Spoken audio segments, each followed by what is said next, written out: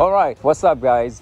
Today we're gonna vibe with Mwaka. She's so many things. I don't want to get into that. I might lose my thought. Yeah, so many things. Mwaka, you're so many things. Let's take it back before you became so many things. I've always been so many things. Yeah. Let's talk about. Yeah, let's talk about your. Okay, let's talk about your childhood. Yeah, I know you're like, what? Yeah, let's just talk about your childhood. I mean, you grew up with a very popular dad. How easy or hard life was for you? Life was normal for us. I don't know what normal is, to be honest. Maybe you're normal.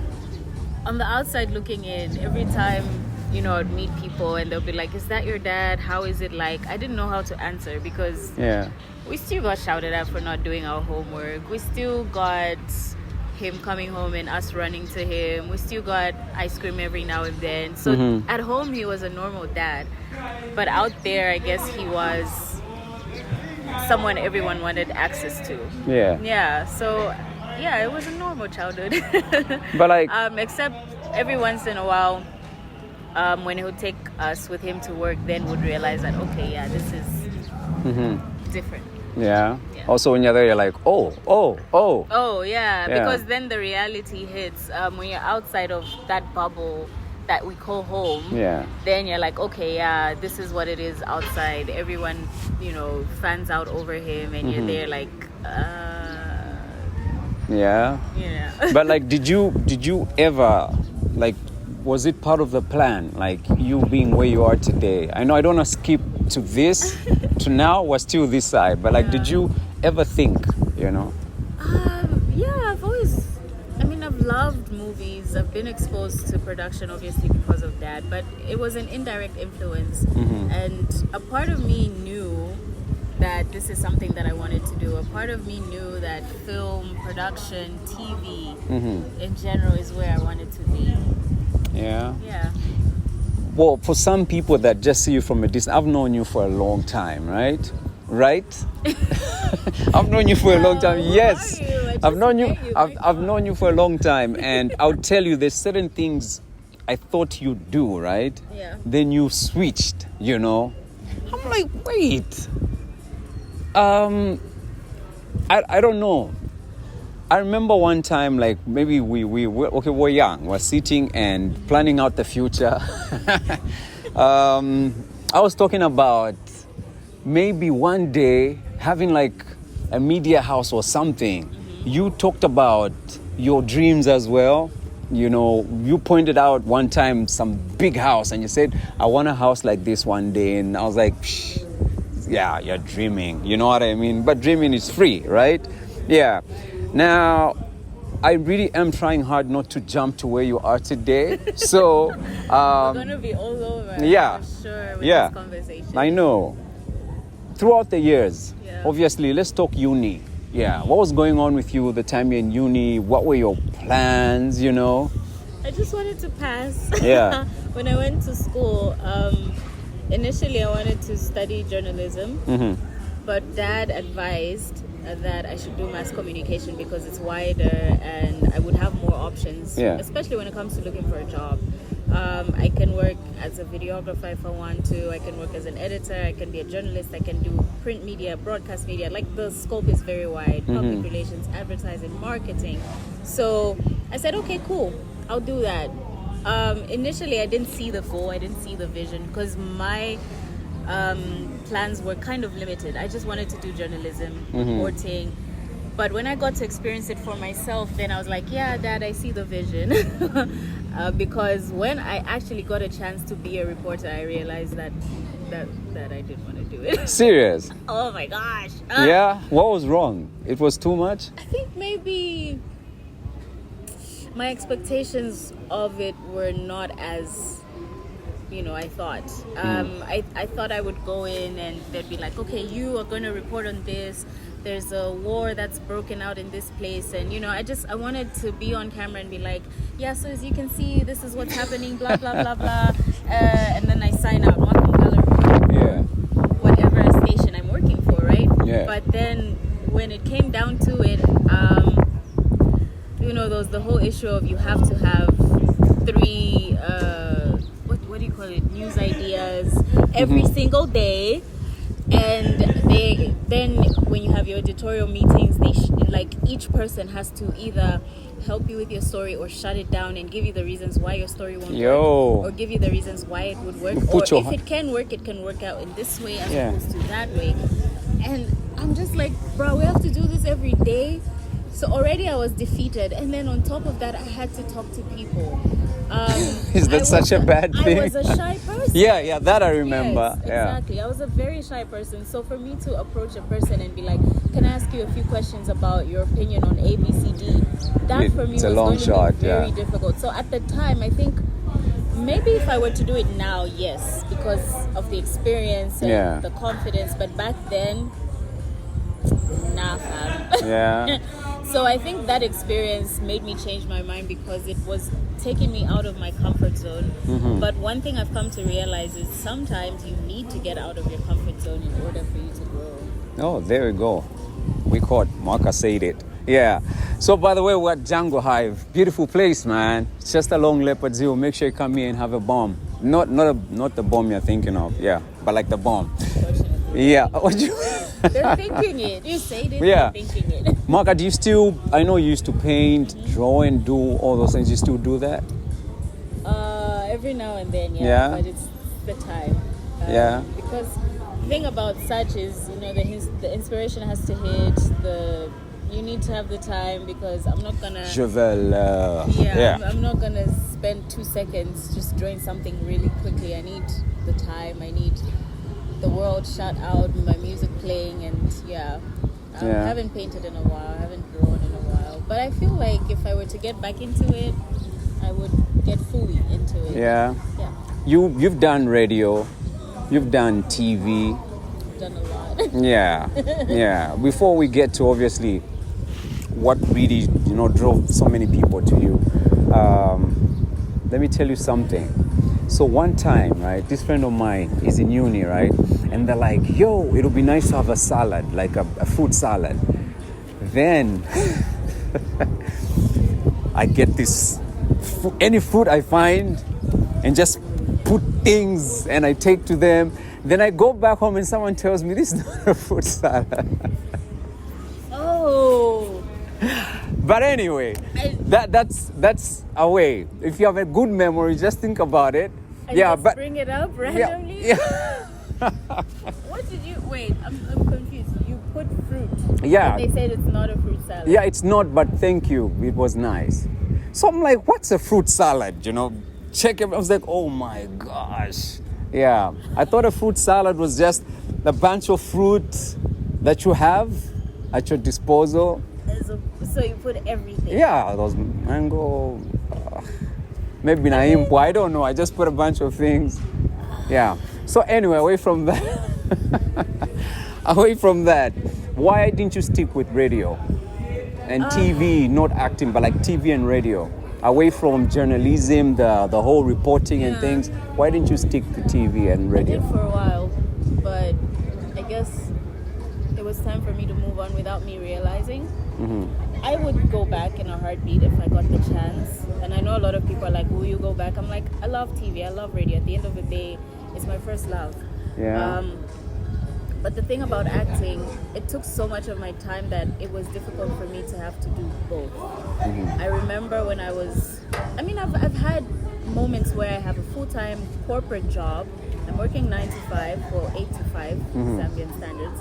And after that, I would still go to my radio job, or on the weekends when people are resting, nursing their hangovers, I'm on radio, So for me, it wasn't a matter of choice. I didn't leave by choice. I left because of the circumstance in which I was, and because acting took so much time from me, I could not afford to do both. For a while I did, for about a year.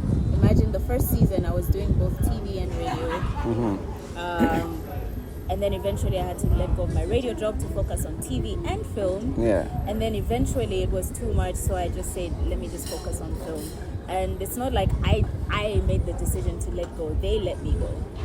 because they were like, yeah, I think maybe it's too much. Maybe they noticed I was stressed and I Yeah. was there trying to be strong, like, Yeah. I got this, and they were like, ah, my guy, they felt sorry for me. Yeah. So yeah, that's what happened. Otherwise, I think I would have held on for a lot longer. I'm a stubborn person, so even when people are telling me like, look, you're tired, you need to rest, I'll be like, nah, I'm good, because I think I just like to be committed to what I do. I go big or go home. Nice, I love that. Let's go on a break. When I come back, I want to talk about your acting career, how you got into that, and some of the things I see on social media. I see some people trying to bully you. How you handle all those things. Yeah, we should vibe. Let's have some drinks. Yeah, what Django Hive, we're vibing. Remember, this is a beautiful place, man. Yeah, we'll be right back. Don't go anywhere.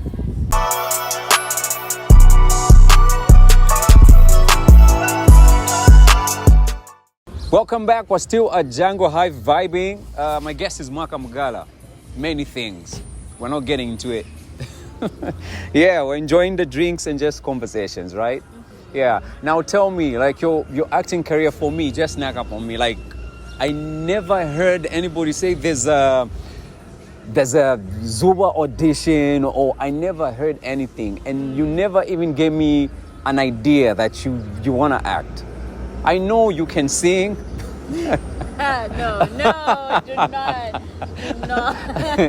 I know you can sing. Yeah, we've recorded a quite a good.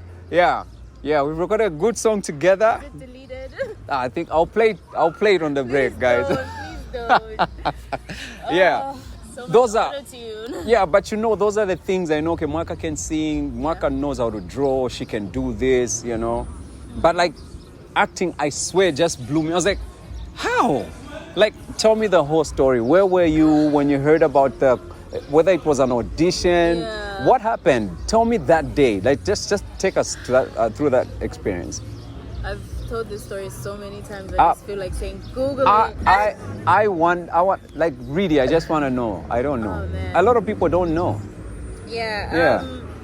So one of the first writers of the show, who was involved in the casting as well, Becky Ngoma. She's a renowned filmmaker as well. Oh yeah. In second year uni, I went for a short film workshop for 2 weeks where I was trained in film. So we had the options to choose. The first week I chose script writing because I wanted to do script writing. Second week I wanted to do producing. But she somehow put me to the side and was like, you're supposed to be an actress. And I'm like, no, I'm not. And she's like, yes, you are. Yeah. And apparently one of the facilitators or the trainers, an actress from South Africa in Generations, she's the one who whispered to Becky, like, that girl needs to be an actress. Yeah. So that's how she persuaded me. So I did the acting workshop. We did a short film. Fast forward to 2018 or 2017. I was calling her while I was working at Diamond. I was doing a segment where I wanted to interview her for Women in Film. Yeah. So I called her the day before, as opposed to giving her time, because now I understand why she said that. I was like, can I have you on the show tomorrow? I want to interview you. It's live TV. And she's like, I don't do interviews at last minute. You need to give me time. But we're having auditions. Can you come through? I'm like, especially when she explained the concept to me, I was just like, yeah. Because I auditioned for Fever before. Yeah. I wasn't selected. So I was like, so you're like, I'm not going through that again. I was like, oh, wait, guys. You want to give me hope. You see, this is why I love these conversations. There's some people who just saw you on ZUBA, right? Yeah, they don't know. They don't know that you tried some things too. My gosh. Yeah, some other things, and some things didn't work out, but you still went on. I tried so hard. And got so far. Look at you now. But yeah, I auditioned for Fever. I didn't get it, so I was like, I don't want to be rejected again. But anyway, when I went for the audition, they waited for me because I didn't make it in time. I was done with work at like 1, and they were done with the auditions at 12, but they said they would wait. So I got there. Yeah, they said they would wait, and that's what made me even feel like I had to, because I would have just said, nah, I'm not interested. But I felt obligated, so I went there, did the audition. Then you were still shy at that point? Very shy. Okay. Just Which checking. I guess was perfect for the role. But Yeah. they called me back. I think I had to audition 2 more times after the first one. So about 3 auditions before they were convinced. Because like you, the shyness kind of made the people who were making the decision think that I couldn't do the role. They were like, she's not going to do it. Yeah. But the audition, I don't know what they saw in the audition that convinced them that, okay, yeah, this is our girl. So yeah, that's how it happened. And yeah. What did you have to do, like, in the audition? What were you doing? So when I got there, so like for Fever, they gave us scripts. We had to go through the script and then we do a reading and then they're filming. Whereas with this one, they didn't really give me a script. They just gave me a scenario and I had to do improv. And I don't really like improv. I can improvise if we're just friends and I just start doing whatever I can do. But if you tell me, okay, this is the scenario, go, and there's a camera there, I'll just be like, because even on set, right? Yeah. When maybe the director says that, okay, these lines are not working, just improvise. I'm like, no, you know, like I panic at improv. So they just told me the scenario. I improvised. I'm just there, you know. And then they're like, okay, now let's do that in vernac. I'm like, here we go. Yeah. Yeah. What language did you choose? I'm definitely not getting the role now. Did you do they it? said Nyanja. Because initially they said Tonga, but I was like, I can't speak Tonga, but I can learn. Yeah. And they were like, okay, we'll get you a trainer if we need to. But for now, let's just do Nyanja. So I'm like, okay, cool. So I do the audition. First time, second time, audition again. Third time, they make me cry, and I cried my eyes out. I was struggling at first, but then and that's the good thing about Becky, she took me to that place where they needed me to be. Yeah. And the crying, I couldn't even stop after I cried. Like, Okay, stop. Yeah, exactly. So that's I think maybe that's what convinced them. They were like, okay, she's got range. Yeah. And that's the thing, you know, I think a lot of people think because they've seen me as ZUBA for such a long time that I can't do other things. But anyway, we'll see. Maybe one day I'll have a chance to I've do no something doubt. I've no completely doubt different. there. I've no doubt. Nice, man. I'm happy for you. Congratulations. Thank you. Yeah, but obviously, being ZUBA, you know, is a beautiful thing. Also it's got its bad days. Yeah. In what way? I mean, like, it's ZUBA took over your life, right? You can't be found in certain places. There's dear friends you can't see for 5 years. Yeah. You know. Hint, hint. You know what I mean? Yeah. say it. No, I mean, I last saw in 2017. This is not cool. This is 2025. I know. Yeah. Yeah. You owe me. Don't. No, you do. Like a cup. No, And she's I owe you sorry. She's like, nothing. Jay, I look, don't owe look, anyone Jay, anything. Jay, I'm sorry. I put this aside for you. Okay, I'll get Yeah. you muchoko. Yeah. Let's do that. Let's do that. It'll be nice. So yeah, it has its bad days, right? Tell me some good stuff that's happened in your life since you became ZUBA. Oh my gosh, where do I even start? Yeah. So many things. Apart from the bank account, you know. I've met so many people I never thought I would meet. I've worked with people I looked up to. Yeah. Growing up, I'm like, and now I'm on the same set with them. I've traveled to places I never thought I would be. I mean, even before ZUBA, I used to travel a lot. Yeah. We won't get into that, but Let's get into that. because Yeah. of ZUBA, Yeah. I've had chances to travel for work.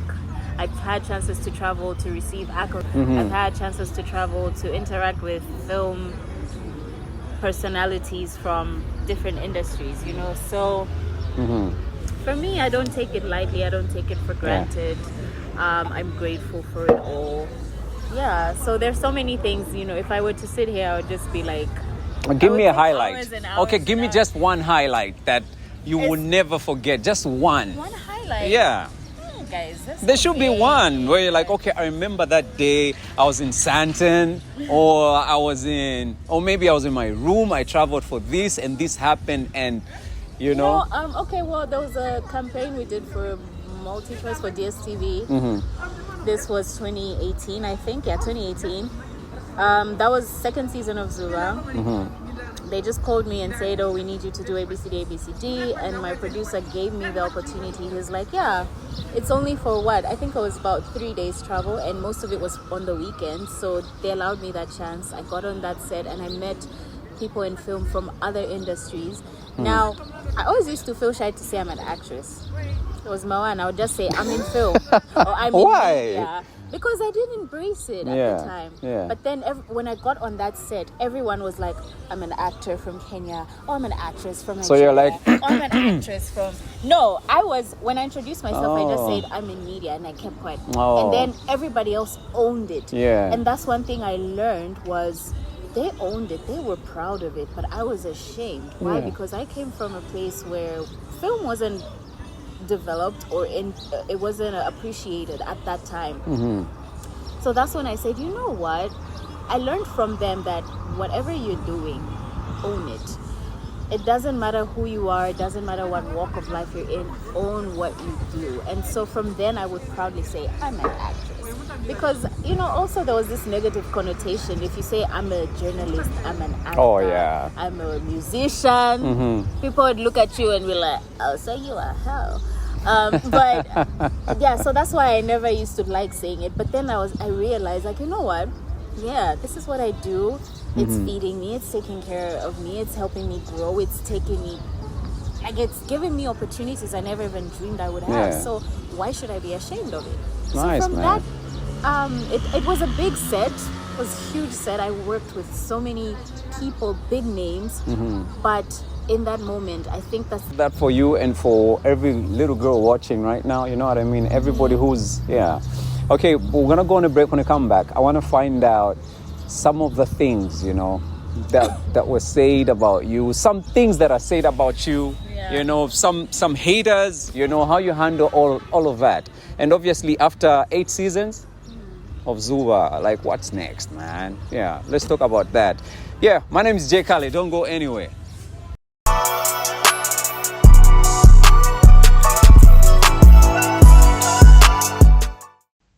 Welcome back. Kale is my name. Or I should say my name is Kale. Anyway, you know the show. Yeah. My guest today is Mwaka Mugala, double M. Yeah, hi. We're vibing, just having a good time. She's goofy, I'm telling you. I love that there's some people that don't see you like this, you know? They just see you like this. Yeah, so here today, they're like, oh my God, people judge. Yeah, a lot of people judge, you know. Now, before we go to, you know, life after ZUBA, okay, during ZUBA times, people would, this is one thing I try, okay? I defend you without you knowing. I talk to people about these things. Whenever there's a red carpet or something, ZUBA is picked on. Mwaka Mugala is picked on. How do you handle that? I mean, like, I know you, I don't know if you still like the what do you call those shoes? The ones that show the toes, like two, maybe peep. Oh, peep toe. Yeah, you still love those things. Or you change? Yeah. So anyway, people would always judge you. Whenever there's a red carpet, ZUBA is there. I know someone will pick on you. There's always this blog, ZUBA and I. Hey, Shan. How do you handle those? Do you see those things? Not always. Before, obviously, it used to get to me. But when you have people you can talk to, confide in, and they're like, look, just be strong or brush it off, blah, blah, blah. They give you all this advice. And so I guess eventually over time, I grew thick skin. Once in a while, I would clap back, but then I'd be like, you know what, this is not worth my energy. I've got more important things to deal with. So it stopped getting to me. Yes, I'm still human. Yes, I have feelings, but I think I've just found a way of dealing with it better. Yeah, so sure, people will comment. It'll get to me. Sometimes I'll be like, oh, actually, this person has a point. I should have worn smaller shoes. But I think I remember that one. But either way, I'm at a place where I can handle it better. I'm at a place where I understand now that the only reason people attack you is because they can't handle their own problems. There you have it. So they want to run away from whatever it is they're going on, their own insecurity. People project a lot. People are going through different things. People barely know you. And so if a stranger is attacking you, for me to now start clapping back or retaliating, it's like, what are you doing? Stop it. So yeah, I don't let it get to me. If it does, I'll try and just brush it off, pray about it. I'm like, Lord, that person offended me and I'm hurt, but bless them. And I move on. Yeah. Yeah. Is there a particular one that hurt you? I don't remember. Hey, Yeah. That's the thing. I move on, and I think maybe, I don't know if it's a blessing or a curse or whatever the case is. In that moment, it will hurt, but after a while, I will move on.